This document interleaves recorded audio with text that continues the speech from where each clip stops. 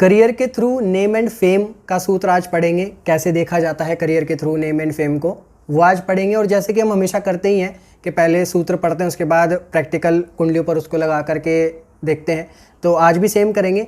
तो चलिए session start करते हैं। जैसे कि हम सभी को पता है कि पंचम भाव से हम नेम एंड फेम को देखते हैं, चेयर को देखते हैं।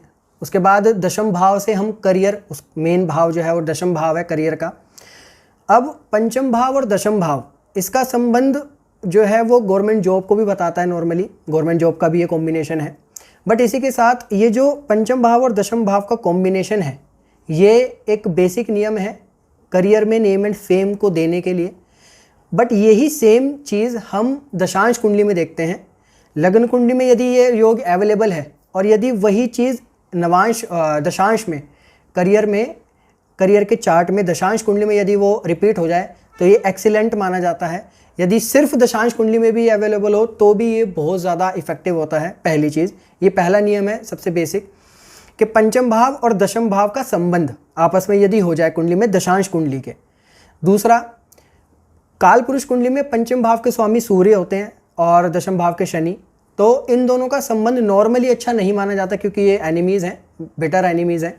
बट दशांश कुंडली में सूर्य और शनि का कॉम्बिनेशन ये बहुत ज़्यादा अच्छा माना जाता है करियर में नेम एंड फेम को देने के लिए।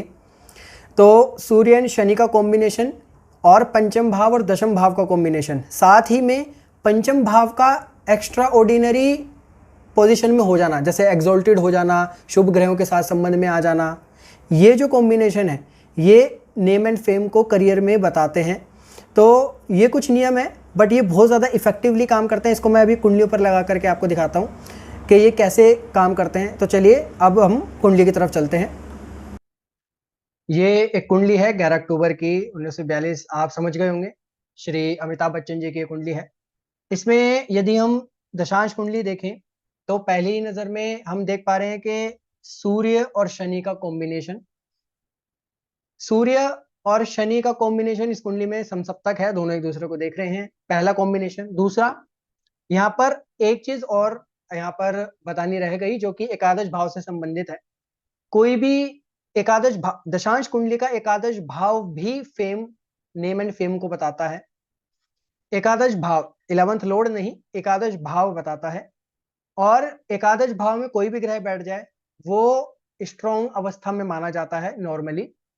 तो यहाँ पर इस कुंडली में, दशांश कुंडली में शनि क्योंकि पंचमेश है, पंचमेश होकर के वो एकादश में बैठ गए, स्ट्रॉन्ग हो गए, और वहां से शनि अपने ही भाव को, पंचम भाव को दृष्टि भी कर रहा है, यानी पंचम भाव काफी ज्यादा स्ट्रॉन्ग हो चुका है। यहाँ पर वो वाला सूत्र भी लग रहा है, यो भाव स्वामी दृष्टो वा सतस्ति वृद्धि ही, यानी शनि वहां पर देख भी रहे हैं अपने भाव को और वो एकादश भाव में भी बैठ गए, तो डबल स्ट्रॉन्ग हो गए। और 11th लॉर्ड से खैर एक्सचेंज भी है यहाँ पर चंद्रमा और शनि का। और ये जो शनि है ये सूर्य के साथ संबंध में भी है। तो कुल मिलाकर करियर में नेम एंड फेम का योग जो है वो प्रेजेंट है, प्रॉमिस प्रेजेंट है। अब इसके बाद, प्रॉमिस के बाद क्योंकि टाइमिंग आती है, नॉर्मली हम पहले प्रॉमिस देखते हैं फिर टाइमिंग देखते हैं। जैसे कि हमेशा मैं नॉर्मली जब भी कभी कोर्सेज में भी जब हम करते हैं कंडक्ट, तो उसमें भी मैं सबसे पहले प्रॉमिस की हम चर्चा करते हैं, उसके बाद हम दशा एंड गोचर वगैरह टाइमिंग्स के लिए उन सब चीजों को देखते हैं। तो प्रॉमिस इस तरीके से देखना। इसके बाद दशा, अब दशा में जो है शनि की दशा में ही इनका सबसे ज्यादा जो है, इन्होंने नेम एंड फेम करियर के थ्रू जो है इनको मिला। तो शनि क्योंकि पंचमेश होकर के वही योग बना रहे हैं, तो शनि ने वहां पर इनको वो सब चीजें दे दी। तो ये पहली कुंडली थी। इसके बाद अब दूसरी कुंडली की बात करते हैं। दूसरी कुंडली मैं लगा रहा हूं इंदिरा गांधी जी की। इंदिरा गांधी जी की ये कुंडली है, इसमें पंचमेश जो है वो मंगल है। अच्छा, यहाँ पर सूर्य और शनि का कॉम्बिनेशन नहीं है, उनका संबंध इस कुंडली में नहीं है। बट यहाँ पर जो पंचमेश है दशांश कुंडली के, वो एग्जॉल्टेड है। मकर राशि में मंगल सेकंड हाउस में बैठे हैं एग्जॉल्टेड होकर के, और उनको एक शुभ ग्रह शुक्र दृष्टि भी कर रहे हैं। तो ये कॉम्बिनेशन अपने आप में ही इनफ है। इसके बाद यहाँ पर एक दो चीजें और हैं। यहाँ पर पंचम भाव को सूर्य अर्गला भी दे रही है, अर्गला जेमिनी का कंसेप्ट है। तो जिन लोगों को पता है, अर्गला जो है वो किसी भी भाव से सेकंड हाउस, फोर्थ हाउस और फिफ्थ हाउस, द्वितीय भाव, चतुर्थ भाव, पंचम भाव और एकादश भाव में किसी भी ग्रह भाव से ग्रह जब बैठता है तो उस भाव को अर्गला देता है। यहाँ पर पंचम भाव को अर्गला भी मिल रही है। अर्गला का भी एक कंसेप्ट है जो कि नेम एंड फेम को, यदि पंचम भाव किसी भी तरीके से स्ट्रांग होना चाहिए, यदि उसका स्वामी स्ट्रांग हो जाए जैसे यहाँ पर है, और या फिर उसको स्ट्रॉन्ग कोई अर्गला मिल जाए जैसे यहाँ पर सूर्य की मिल रही है, तो यहाँ पर डबल चीजें हैं, सूर्य की अर्गला भी मिल रही है, मंगल एक्सॉल्टेड है, शुक्र उनको दृष्ट कर रहे हैं, तो कुंडली में करियर के through name and fame present है। यहाँ पर भी शनि एकादश भाव में बैठे हैं, पंचम भाव को दृष्ट कर रहे हैं।